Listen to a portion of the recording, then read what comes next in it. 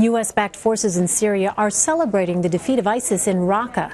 The city was a major stronghold and the terror group's self-proclaimed Syrian capital. But as Holly Williams shows us, the city has a long road to recovery. We walked into the heart of Raqqa today, once the pride of the so-called Islamic State. Now reclaimed after a 4-month battle by these US-backed fighters who took us to Al Naim Circle. It's a place where ISIS showcased its brutality. This photo of a jihadi's young son captures their depravity. What ISIS did here in Al Naim Circle was designed to terrorise not just the people here in Raqqa who witnessed it in person, but anywhere where people saw the photos and the videos on the internet. To get rid of the extremists, they've destroyed the city, leaving hardly a building unscathed. US coalition airstrikes have flattened many of them and inadvertently killed civilians, according to survivors. Buried beneath the rubble, we may never know for sure how many died here. Rojda Falat was the commander of the Raqqa offensive and amazingly told us the city will be rebuilt. But the extremists did damage that can never be repaired.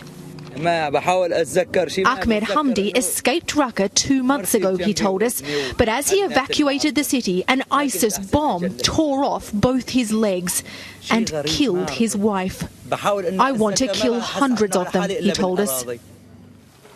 At a graveyard north of Raqqa, they come to pay their respects to the hundreds of US-backed fighters who have died in battle. A war that's cost people here the lives of their sons and daughters.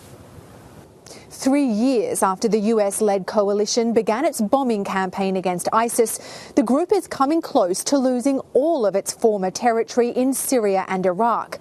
But that doesn't mean the end of ISIS. And as far as we know, the strikes haven't killed the group's leader, Abu Bakr al-Baghdadi. Elaine? Holly, thank you. Bernard Haykel is a professor of Near Eastern Studies at Princeton University, and he joins me now.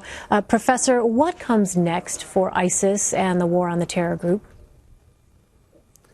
I think ISIS is about to be completely destroyed. And the real question is what happens next with the territories that it controlled, whether the U.S. in particular is going to allow the Assad regime and therefore Iran to take over these lands. And if they do, then we'll have probably some new form of ISIS, because both Iran and the Assad regime are extremely brutal when it comes to the Sunni populations of both Iraq and Syria. So I don't think the U.S. has thought through what comes next, and it's crucial that America does do that immediately.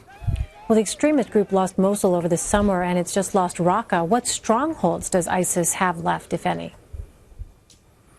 It doesn't have strongholds. It has a few towns still on the Euphrates, bits of Deir ez-Zor, for example. But the thing about ISIS is that it's a symptom or a manifestation of a deeper set of issues, namely the disenfranchisement and persecution of Sunni Arabs in both Syria and Iraq. And that is a policy that the Iraqi government, the central Iraqi government, which is backed by Iran, which is Shiite and sectarian, and the Assad government in Damascus, which is also Shiite and sectarian and backed by Iran, are pursuing policies that are pushing Sunni Arabs into radical groups like ISIS. So we might get a new form of ISIS emerging if these territories are not ruled justly and properly, and not by Iran and its proxies. So is it premature, you think, to talk about any kind of victory in these recaptured cities? I think one could declare a victory on ISIS, but it's certainly premature to declare a victory in the sense of ending the phenomenon of jihadism or ending the phenomenon of radicalization in both Syria and Iraq.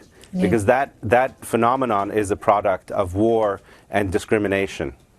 It's an incredibly deep-rooted problem there. Professor Haykel, thank you so much, Professor, for your time. Really appreciate it.